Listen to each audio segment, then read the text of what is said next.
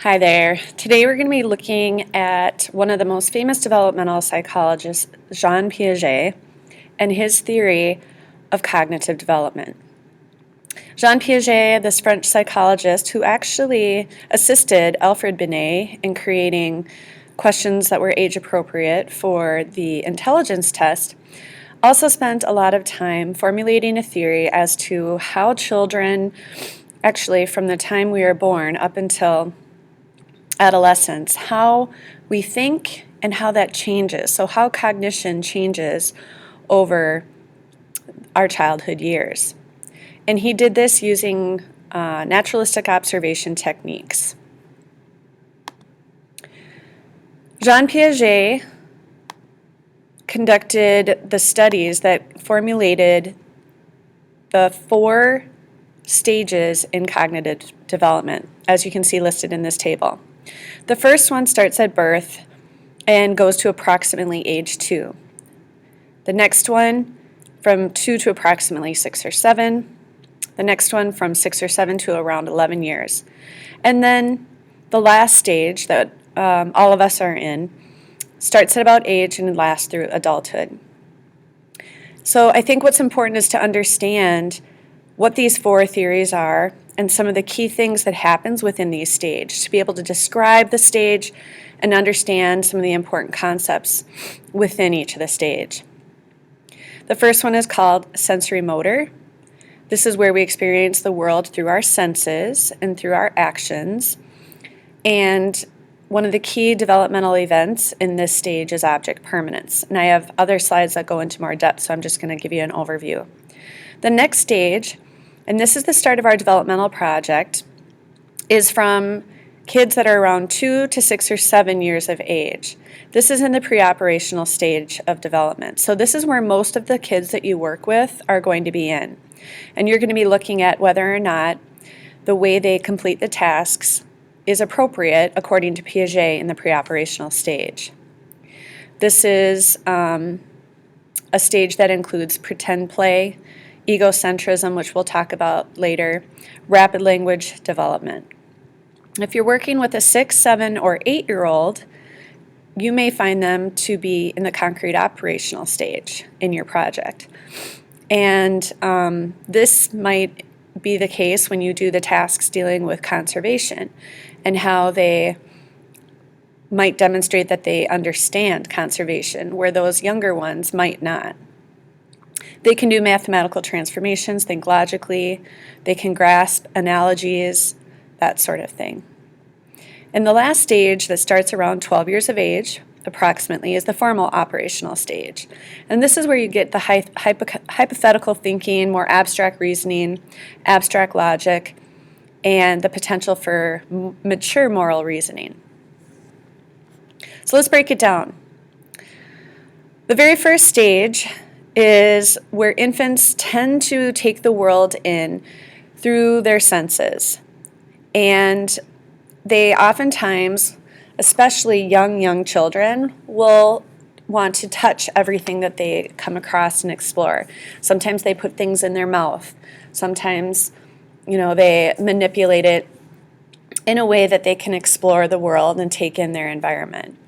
One of the things that we learn from early on is that kids create schemas for new things they come across. We've talked about schemas, we've talked about concepts in other previous chapters.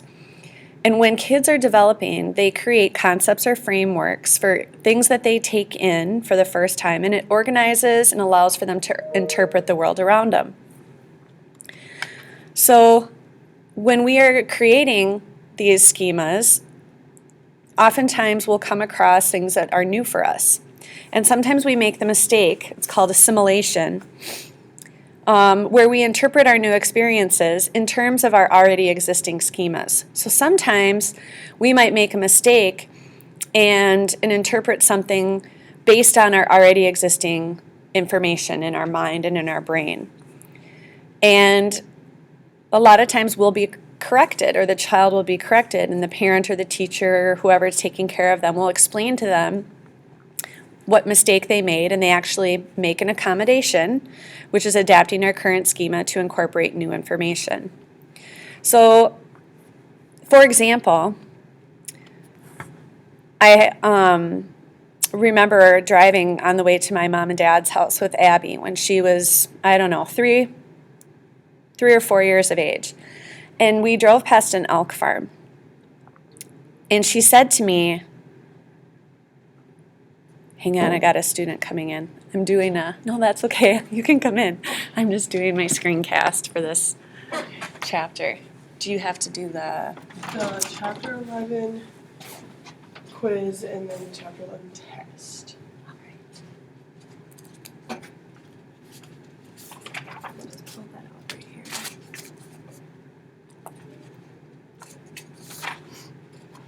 And this one you have to add standardization and stereotype threats. Okay. Because I forgot those. Oh my god. So you will use those in work. Thank you. All right, sorry for the pause. I'm back. Are you going to be bothered by me doing the screencast? Okay. So when we went past the elk farm, she said, look, Mom, there's a horse, which is her making an assimilation because she hadn't ever come across an elk before. And so I had to correct her and say, actually, that's an elk. Elk have antlers. You don't ride elk. They don't have a long mane and tail like a horse does. And so after I explained to her what an elk was, she then created a new schema for an elk. So she adapted her current schema, and it went on to include an animal that she hadn't been exposed to before. So the accommodation is understanding the difference between an elk and a horse. What you see here is something that's very common for young children in the sensory motor stage, and this is what's called scale errors. What's really interesting with children is they don't understand the size and the scale. So you can see in the left picture here, there's a little girl who's trying to slide down that miniature slide. And on the right, you're seeing a little boy that's trying to get into a little tiny car. And they obviously are not going to be successful, but they just are too young to cognitively grasp that they're not the right size for that particular toy. If you watch the YouTube video on this link, it's really cute. It shows you an example of this. All right, object permanence is another thing that you find is demonstrated in the sensory motor stage. Object permanence is the awareness that objects continue to exist even when not perceived. And object permanence happens right around 6 to 9 months of age. So you can see that this little girl here sees this little toy on the very far left-hand side of the screen.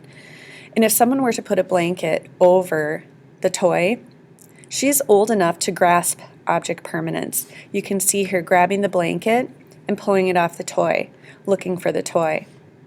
Kids under 6 months of age, when they lay the blanket over the toy, even though there's a big bulge, when it's out of sight, it's out of mind. So that's something that right around 6 to 9 months of age, kids will be able to demonstrate the idea and awareness that when something isn't in their sight, that it's still there. So this is just a comic that shows object permanence. It's kind of funny. And kids, that's why they find peekaboo, especially from, the time that they grasp object permanence. That's why peekaboo is such a fun game, because they truly, when you put yourself behind your hands or behind something, they realize you're there, but they get so excited when you just simply show your face again. So this is kind of a funny little comic. One thing, too, that also demonstrates the grasping of object permanence is what's called stranger anxiety. And we know that kids experience stranger anxiety when they realize that those caregivers that they are so safe with and accustomed to, when they aren't there, they realize that they still exist and they are sad and they want them back. That's why sometimes kids in the sensory motor stage, when the mom or the caregiver will walk out of the room, the baby will start to cry. When we talk about schemas in this picture, one of the reasons why Santa Claus is so scary to young kids in this stage is because they don't have a schema for Santa yet. And they see him as a strange person, and you're placing him or her on Santa's lap, and they're like terrified. What are you doing dropping me off with a stranger? And so when you see kids that are crying on Santa's lap, it's because they don't have a schema for Santa.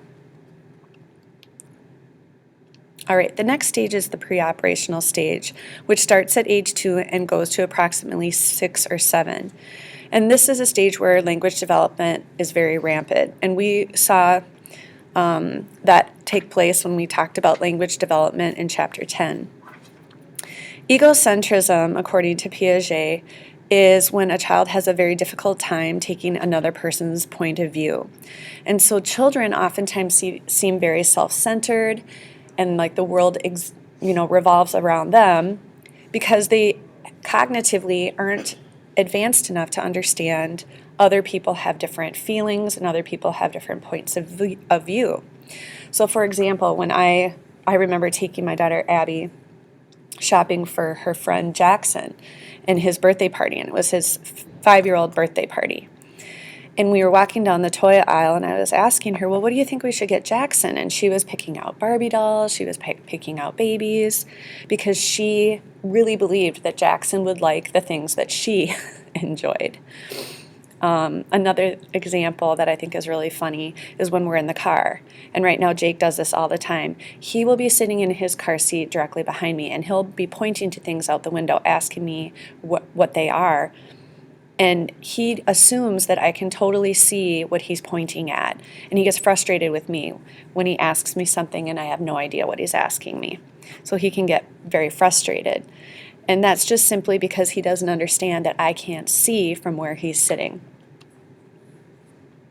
If you have a chance, please go on the YouTube video link, because these egocentrism YouTube videos are really helpful too in understanding it. Same with conservation. In Piaget's theory, it's the belief that properties such as mass, volume, and number remain the same despite changes in the forms of the objects. So I showed you guys in class with the 3 glasses and the liquid, how sometimes conservation for a kid between this stage, or in this stage, won't understand that even though you pour the liquid from one glass into the tall, narrow glass, that it actually is the same amount of liquid. Another example that I always think about when I explain it in class is when Abby and Tommy were little, and I would get them like chicken nuggets for lunch. And Abby, I would put on her plate, she was about 4 or 5, and I would put on her plate the whole chicken nugget, because she was old enough to be able to pick up the chicken nugget and eat it and bite it without choking. Well, Tommy, who was younger than her, I would cut up his chicken nuggets into smaller pieces. Even if I gave her 4 chicken nuggets and gave Tommy 4 chicken nuggets, the fact that I cut his up, she would want his plate because it looked like he had more chicken nuggets because they were just cut up in smaller pieces. So I'd have to explain to her, Abby, you have the same amount. It's just that it looks like Tommy has more, but I just cut them up. And she still was like, no, I want his. So then I would cut her chicken nuggets up even though she really didn't need to. Same with like hot dogs. So that's conservation. In the pre-operational stage, they fail to grasp that. Theory of mind is a lot like egocentrism, except children tend to understand other people's emotions and reactions a little bit earlier. So this is a situation where people start to understand other people's mental states. They understand their feelings and their thoughts and perceptions, and they start to predict if something happens, this might make them feel this way. Or because they weren't in the room, they don't understand that this might have happened when they were gone. So this whole Sally and Anne scenario I talked about in class, but I think what's important to understand, and for the project especially, is that kids develop a theory of mind right around 4 years of age. So if you have a young child that you're working with in the project, if they're 3, they typically won't grasp the activity that you're doing. They won't have a developed theory of mind.